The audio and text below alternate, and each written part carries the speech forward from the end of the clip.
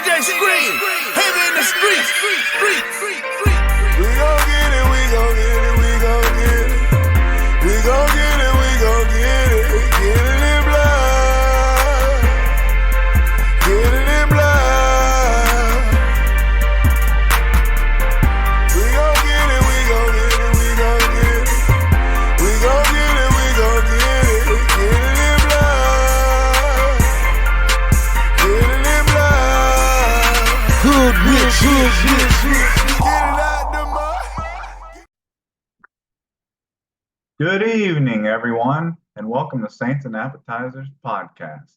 And this evening, we have some appetizers, some long-awaited appetizers. It's been a good while since the Saints have, not the Saints, but the UFC has had a event, a pay-per-view event. I'm trying to go back and see. I think it's been more than a month. So.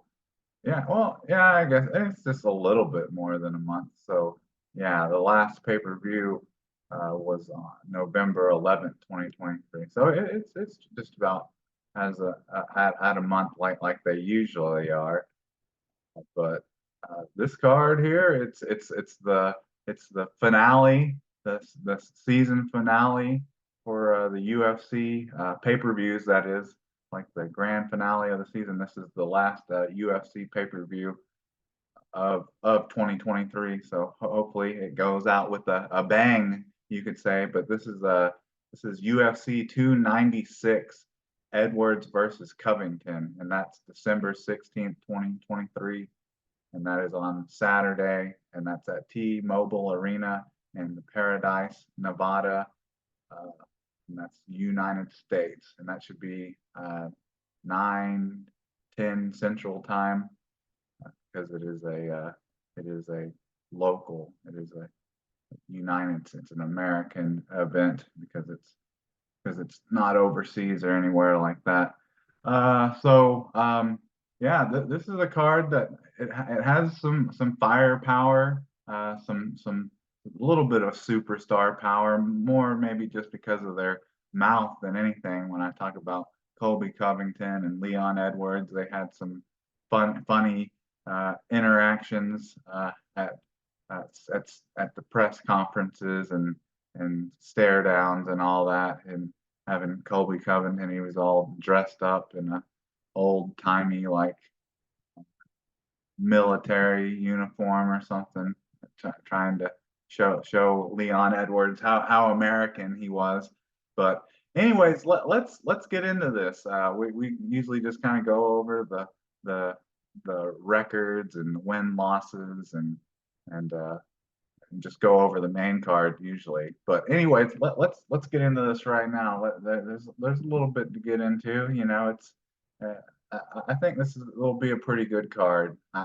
There's some star power and some very interesting fights, honestly, and there are, unlike the last couple cards, there's also two title bouts in this and on this card. So anyways, can I get a menu?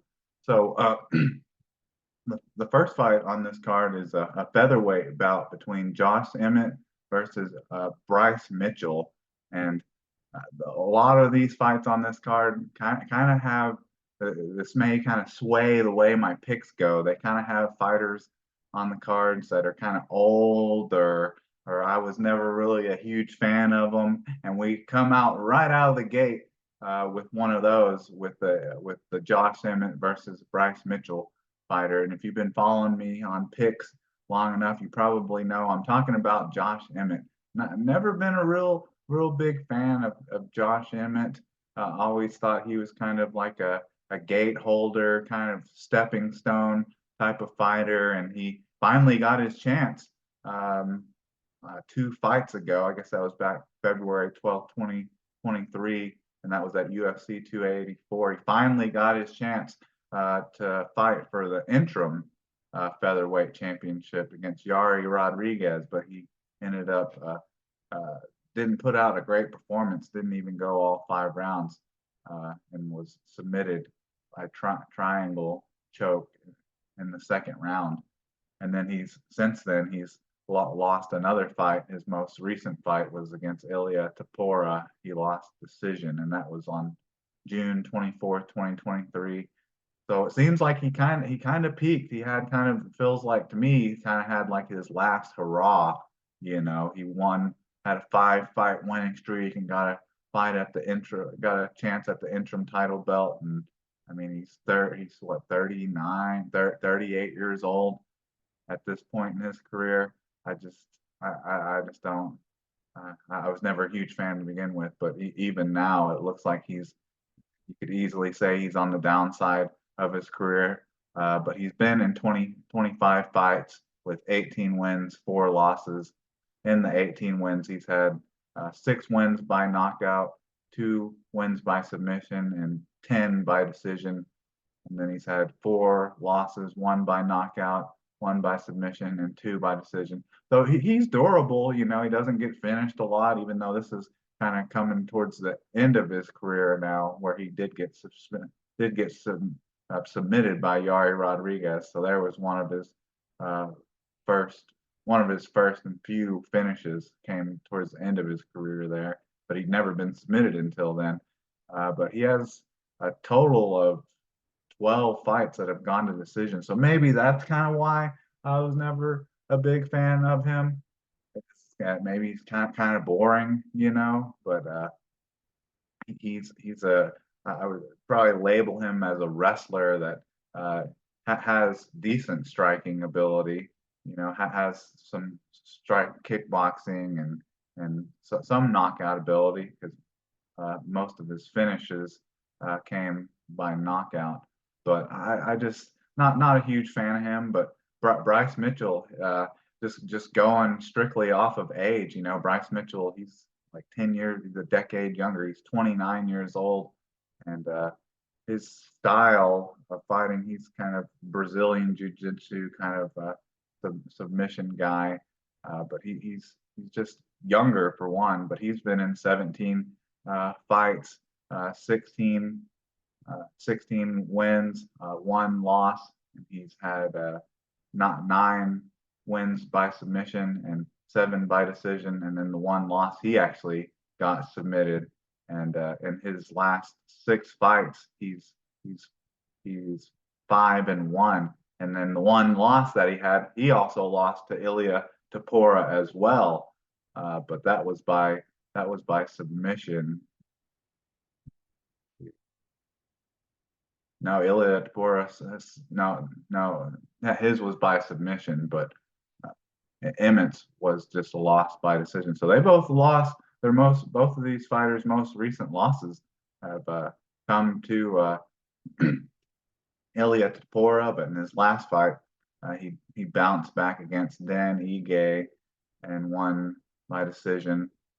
But this is more of me thinking that these guys kind of their styles are kind of similar a little bit. I'd say Bryce Mitchell is more of a ground fighter than anything, but I think that kind of offsets each other a little bit. And I really don't see Bryce Mitchell like getting a finish in this fight either. And I also don't see Josh Emmett finishing Bryce Mitchell either, just because Bryce Mitchell's only been finished like once in his career, and Josh Emmett's only been finished once in his career. So for the first fight on this card, it's a featherweight bout between Josh Emmett versus Bryce Mitchell. I'm going with just the less disliked fighter more than anything. I'm going with Bryce Mitchell to win this by decision. All right, so now going on to the second fight on the card, and I just talking about how these, depending on how I feel about some of these fighters, will kind of sway my decision. Well, that could be the case in this situation as well, but the fighter that I have no grudge against is just he's done. So this is a lightweight bout between Tony Ferguson versus Paddy Pimblett. I'm talking about Tony Ferguson. Like, man, some fighters, legends, at one time were legends. I guess legends never die, but El Kakui, Tony Ferguson, he's almost 40, just like several other almost every fighter that's fighting against, there's three of them, I guess. The first three fights are like that. Uh, one of the fighters in the first three fights is almost 40 years old. So Tony Ferguson is 39 years old. We know that he's a good boxer and has good jujitsu, but I mean, it's not even his age, really. It's just the fact that he's lost his last six fights. So he's 0-6 in his last six fights. And they've been to some killers, They've been, I wouldn't say Bobby Green necessarily, but Nate Diaz, Michael Chandler, uh, Charles Oliveira, Justin Gaethje, and he's been in those six fights. He's been submitted twice and knocked out twice. And the Michael Chandler KO front kick that completely like concaved his face back at UFC 274 back in 2022. I mean, he could have easily retired after that, honestly, probably should have, because he wasn't the same even going into that fight, but he's definitely not been the same since that fight. That kind of damage wears and tears on your bodies and your ability and your chin, I like Tony Ferguson, definitely liked him more when he was in the peak of his career and he was winning and all that.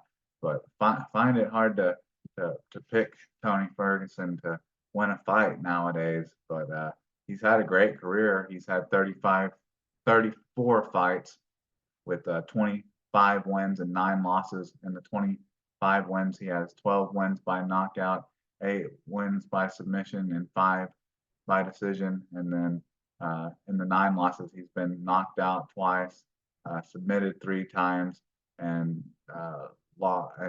4 decision losses. So 4 of his last fights that he's lost by decisions happened in his last 6 fights. So that tells you something. He was very durable earlier in his career and had only ever been stopped once by Jamie Toney back in 2009, a submission triangle choke. But since then, he's been getting knocked out and submitted. So yeah, I think you guys probably know where I'm leaning on a pick here, but I definitely can't say that I'm picking Paddy Pimblett, because I'm a fan of him or like him. He just seems like another Conor McGregor knockoff, Best Buy.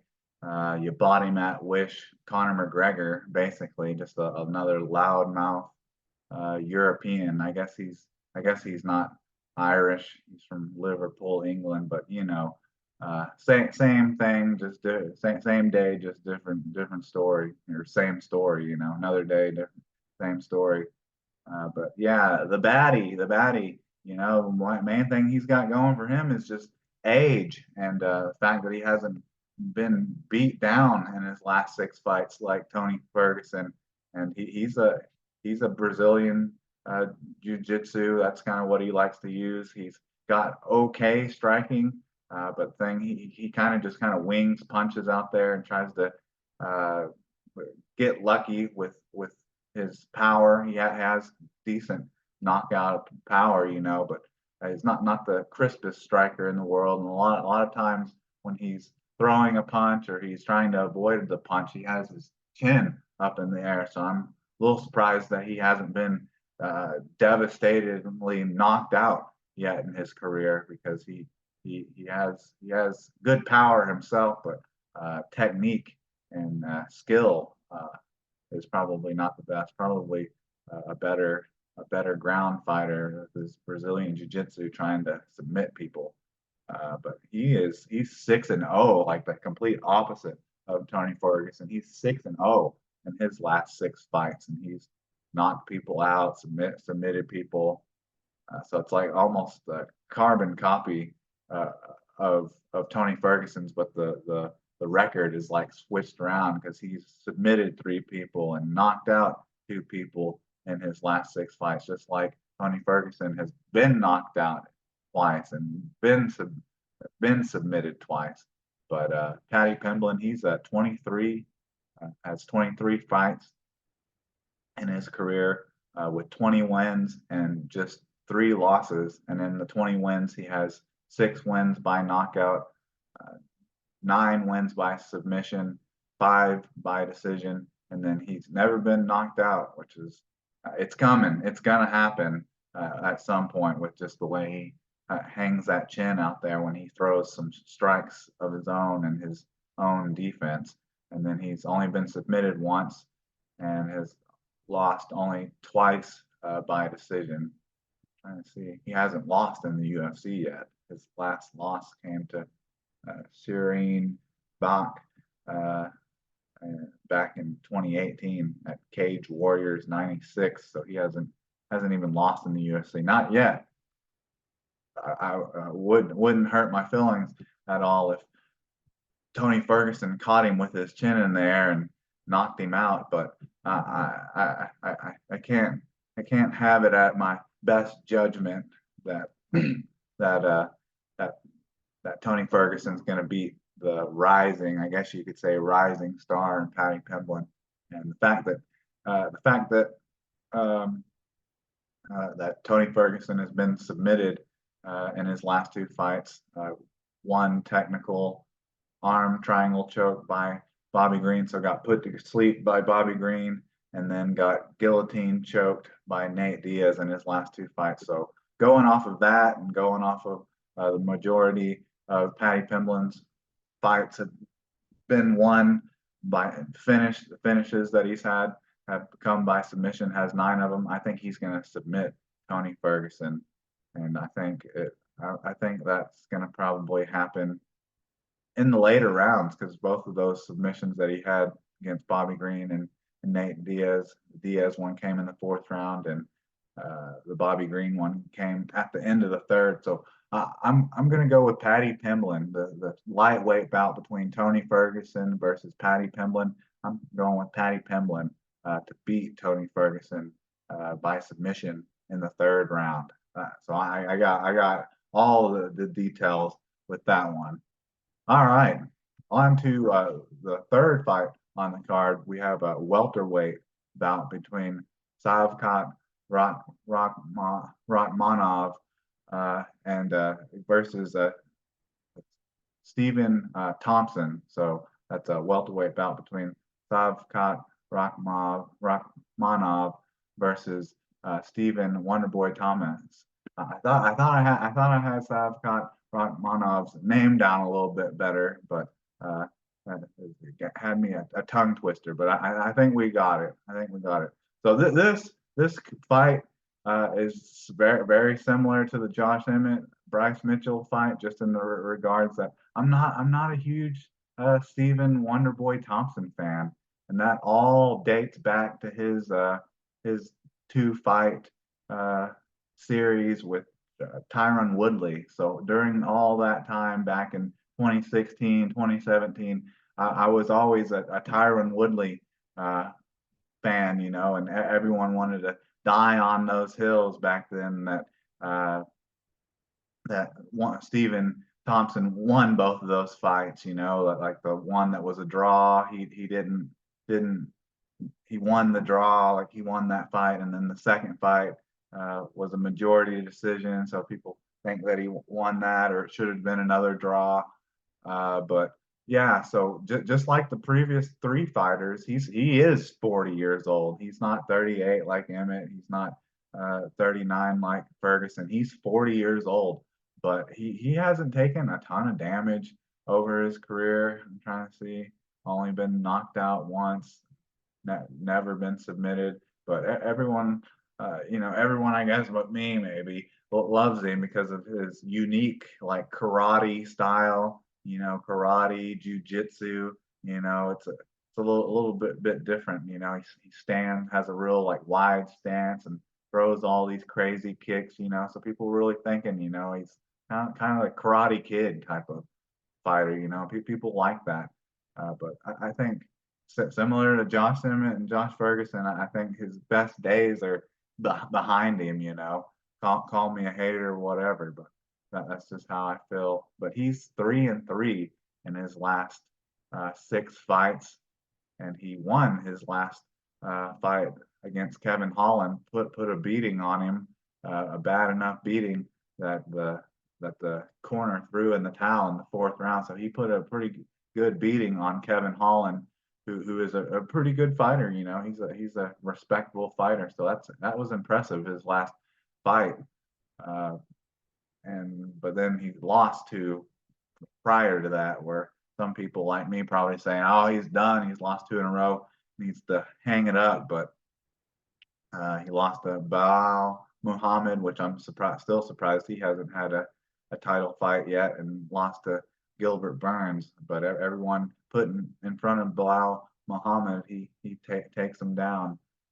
So he's 3-3 in his last 6 fights. He has 24 fights total, with 17 wins, 6 losses, and in the 17 wins, he has 8 wins by knockout, 1 by submission, 1 by decision, and then in the 6 losses, he has 1 loss by knockout, 5 by decision, and then the 1 draw with our boy Tyron Woodley.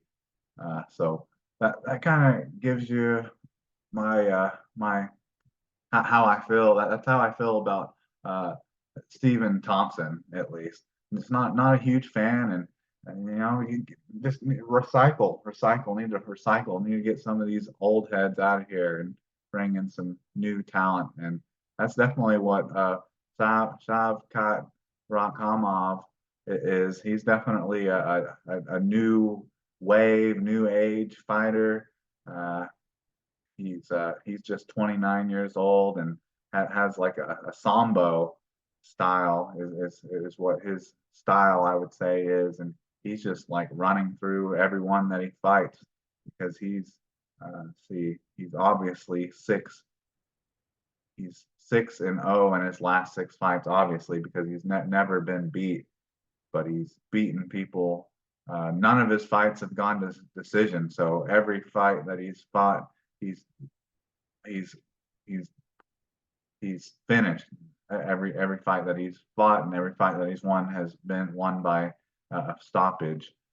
So in his 17 fights, he has 17 wins, 0 losses, 8 wins by knockout, 9 wins by submission. So he with his sambo and his great wrestling ability, powerful, just like a lot of the other fighters,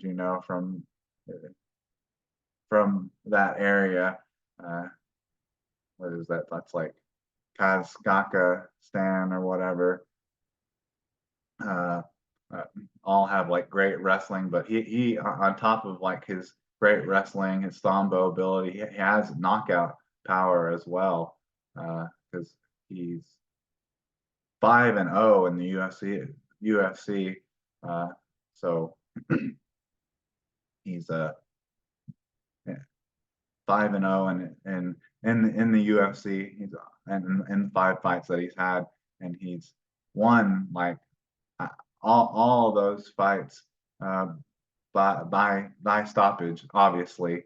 But let's just go through them real quick. It'll probably be as easy as anything. So Jeff Neal was his most recent fight. He finished that by rear naked choke, and then the next fight was against Neil Magny, won that by guillotine choke, and Charles Creston Harris won that by like a wild spinning hook kick and punches, and then submission over Michael Perez, and then guillotine choked Alex Oliveira.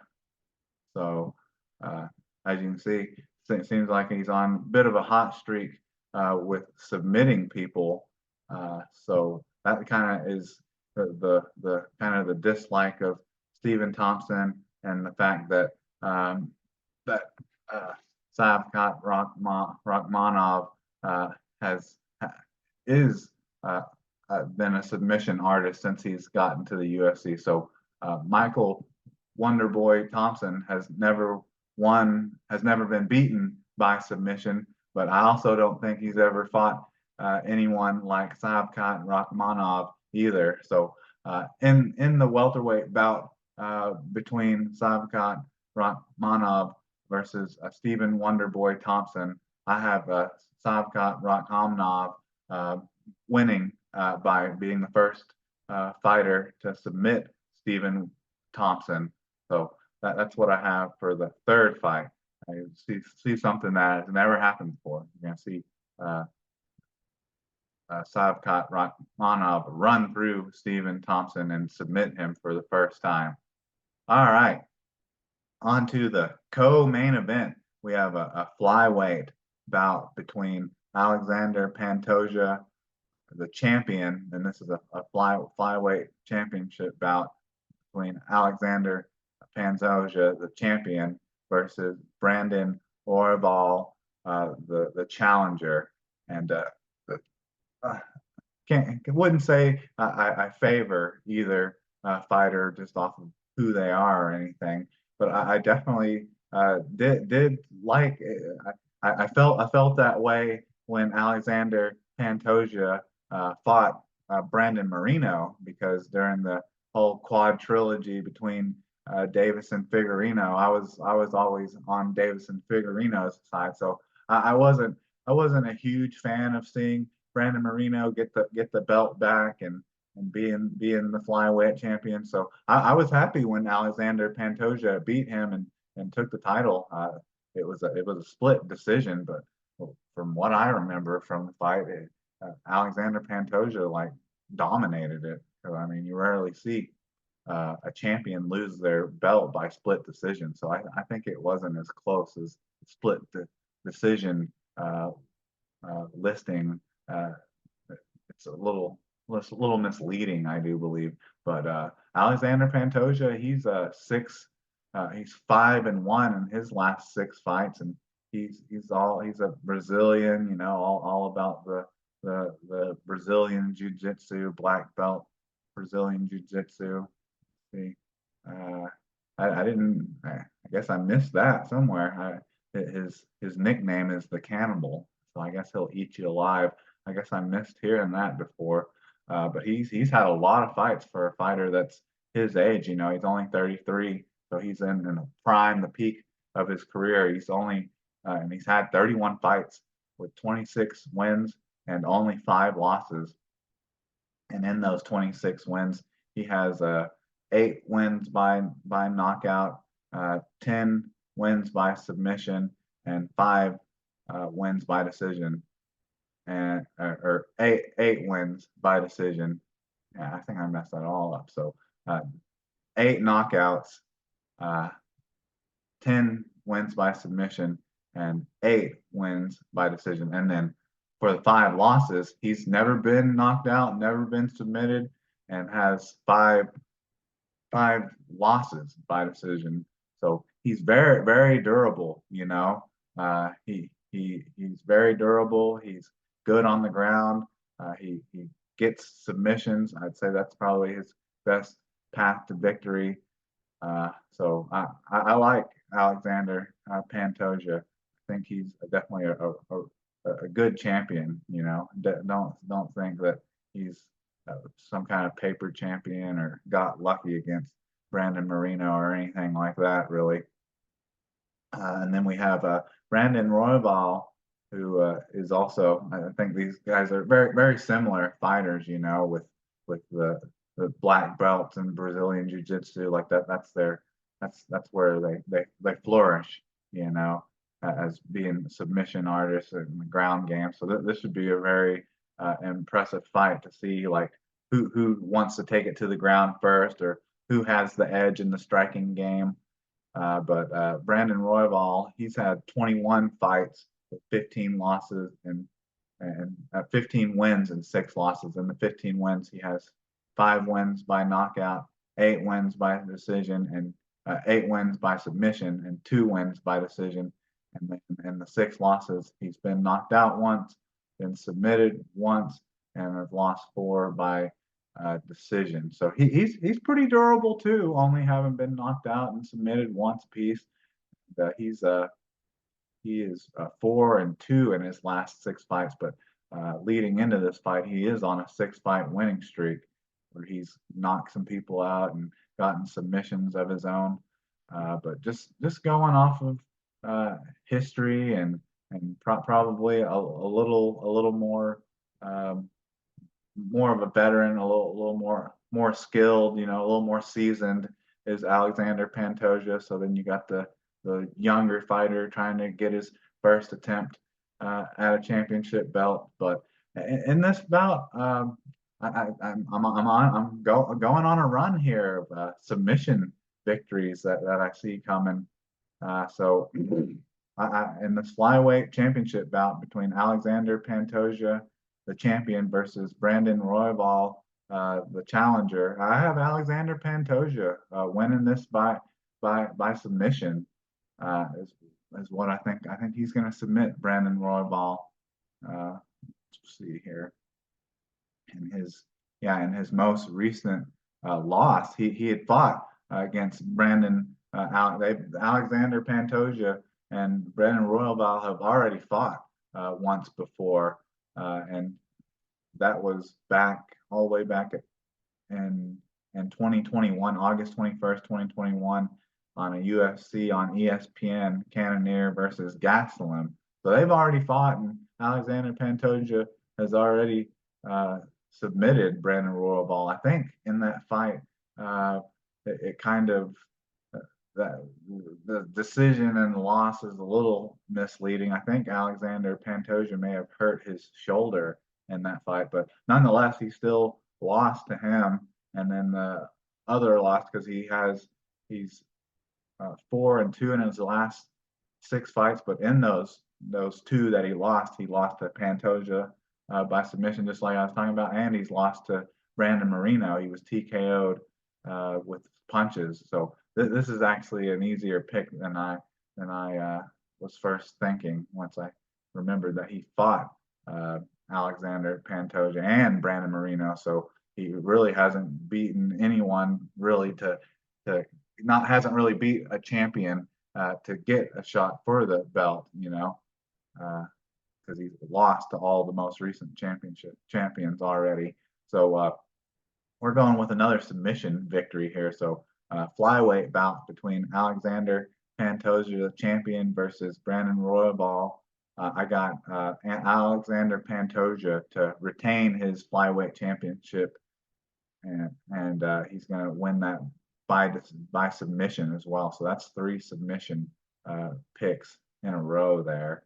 All right, on to the main event, the welterweight title bout between Leon Edwards, the champion, versus Colby Covington, the challenger.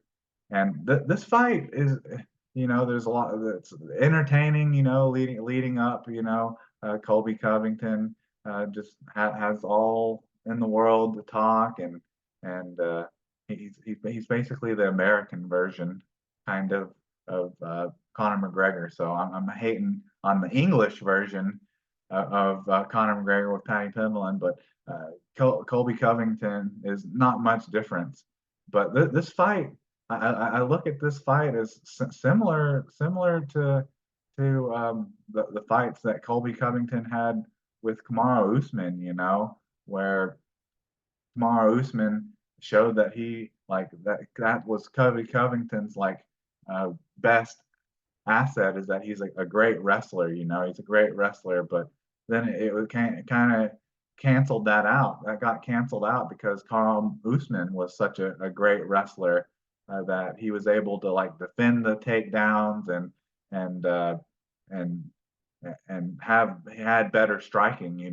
So he was able to defend all the takedowns, and then even in the last fight, the second fight with Kamaru Usman, he ended up getting maybe it was the first fight with Kamaru Usman, he ended up getting taken down and TKO'd with punches, at the end of the 5th round.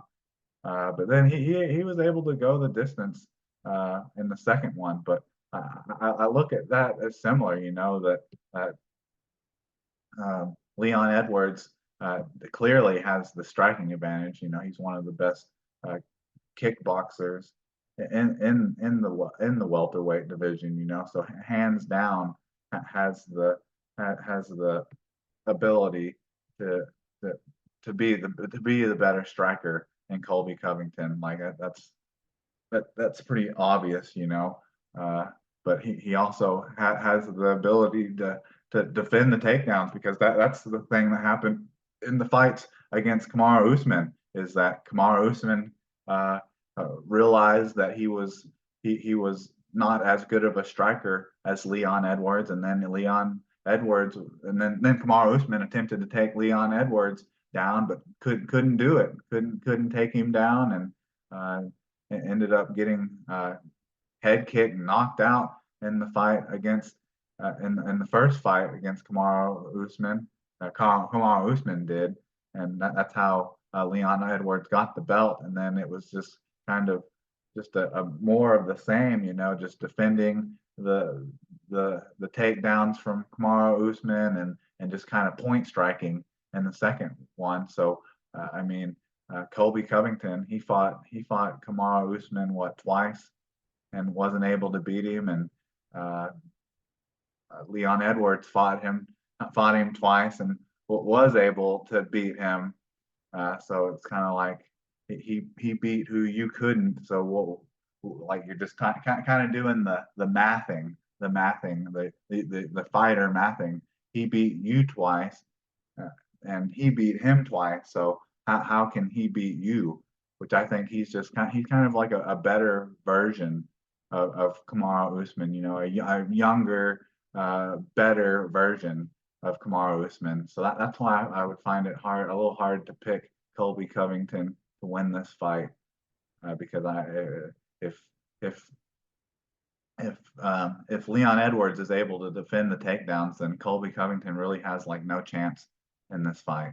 But let's go over these records here real quick. So in the last 6 fights, uh, Colby Covington is 4-2, and then the 2 losses we just got done talking about. They both came to Kamaru Usman, you know, and that was solely off of the fact that Kamaru Usman was. I wouldn't even say he was like a lot better of a striker than him, but he was a better striker than him, and he was able to keep Colby Covington from taking it down to the ground, except in the first fight where uh, Kamaru Usman took him down and finished him on the ground with punches. But yeah, so he's had 20 fights with 17 wins and 3 losses. In the 17 wins, he has 4 wins by knockout, 4 wins by decision, and 9 wins by decision. And then in the 3 losses, he's been knocked out once, knocked out and submitted once, and lost one by decision. So the thing I circle here is, at least in the majority of the Colby Covington fights that I've watched, he's kind of a boring fighter. You know, that's why I circle the 9 wins by decision. He has more wins by decision than anything. So he's kind of a lay and pray, you know, kind of grind it out on the ground type of fighter. But it's not. I wouldn't say that he's always looking for the stoppage. I'm looking here. So besides like his a fight against a washed up Tyron Woodley, where Tyron Woodley had to stop the fight because Tyron Woodley hurt his ribs. I'm trying to go back. He hadn't stopped anyone, and this is by knockout, TKO knockout since 2016. He hadn't submitted anyone since 2016. So he's just kind of a boring fighter. That's kind of the difference between Colby Covington because Colby Covington said Leon Edwards just as a person, maybe not as a fighter, but you know, as like building up fights, you know, as a promoter, a promoter for the welterweight championship. That Leon Edwards is boring, but really when it comes to who's boring as a fighter, Colby Covington is the one that's the boring fighter.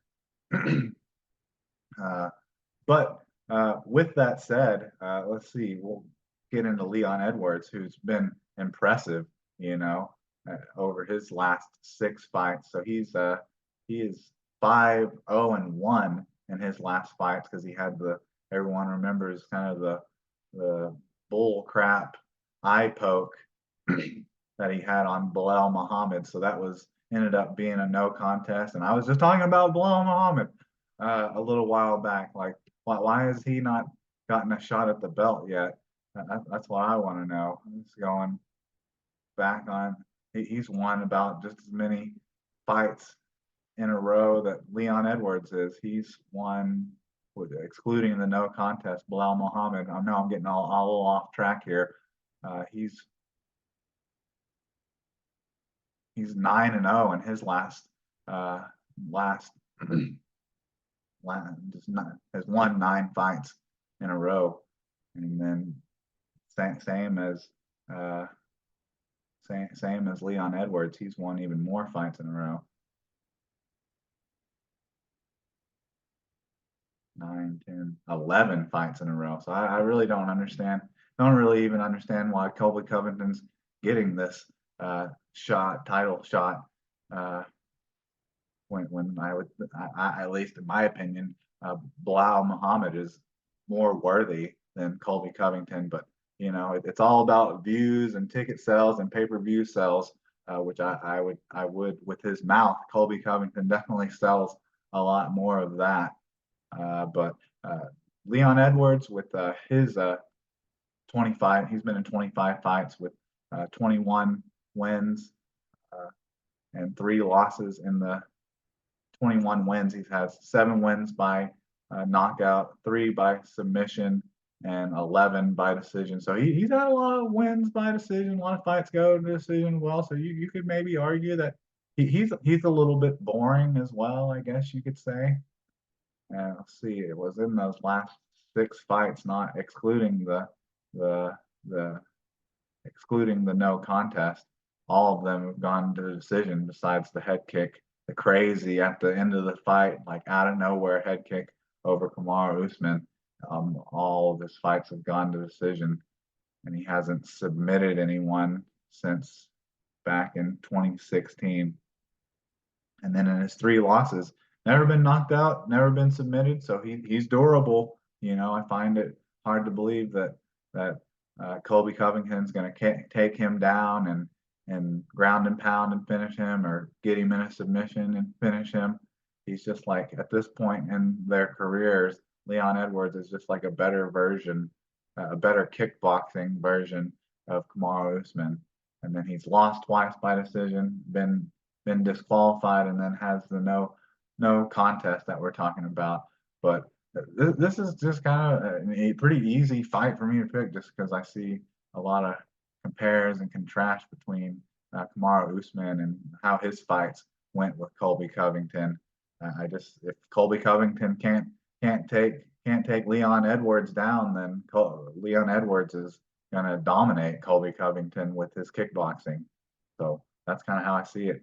But both these fighters, they're durable. They don't get knocked out. They don't get submitted. So in this welterweight championship bout between Leon Edwards, the champion, versus Colby Covington, the challenger, I got Leon Edwards just kind of winning this strictly just point striking, stuffing takedown attempts by Colby Covington and winning by decision. So that's my picks. Let's run through them real quick again. So in the flyweight bout between Josh Emmett versus Bryce Mitchell, I got Bryce Mitchell winning this by decision. And then in the second fight, the lightweight bout between Tony Ferguson versus Paddy Pimblett, I got Paddy Pimblett winning this by submission in the 3rd round. So I know what round I'm liking in this fight. And then 3rd fight, a welterweight bout between Shavkat Rakhmonov versus Stephen Thompson. I have Shavkat Rakhmonov continuing his impressive run of stopping people in the 1st round and getting knockouts and submission. I'm not necessarily saying that he's going to submit Stephen Thompson in the 1st round necessarily, but he is going to be the first person ever to submit Stephen Thompson. And then going 3 in a row with the submissions, I got This is the co-main event flyweight bout between Alexandre Pantoja, the champion, versus Brandon Royval. And I got Alexandre Pantoja to win this fight and retain the belt with a submission as well. And then in the main event, the welterweight bout between Leon Edwards, the champion, versus Colby Covington, the challenger. I got Leon Edwards, so win this by decision. He's going to do a good job defending the takedowns and any kind of wrestling engagement that he has with Colby Covington. He's going to just kind of strike it out. And if Colby Covington isn't careful, he may get overwhelmed by the kickboxing by Leon Edwards. But anyways, those are my picks. This is the last pay-per-view card of 2023 going into the new year. There's been a lot of good cards this year, that have some like star power on them or up and coming stars. I would say this is one because it does have the two title fights on it, and then you have a Leon Edwards who, I think he's kind of a controversial fighter just because people tend, when you're not like a big talker or don't have a lot of say, sometimes people assume that you think they're better than them, kind of. And then Pantoja, he's got a lot to prove, to continue his title reign and become like a bigger star, which I think Leon Edwards is a pretty big star, especially in Europe, in Britain. He's let's see, I think, make sure. Yeah, from England, like he's a Jamaican English man. But then you have like a possible superstar and Savkat Rakhmonov in the making, and then a good portion of people love Stephen Wonderboy Thompson. He's got a big following. Tony Ferguson was a former great, and Paddy Pimblett, just like Colby Covington's, got a lot to say. So there's a lot of characters on this card. So and hopefully, like I said, hopefully for the last pay-per-view of 2023, hopefully we go out with a bang. So I'm excited for this card, and I'm ready, and I hope you are too. But anyways, I think that's all I have for you this evening. So can I get a check, please?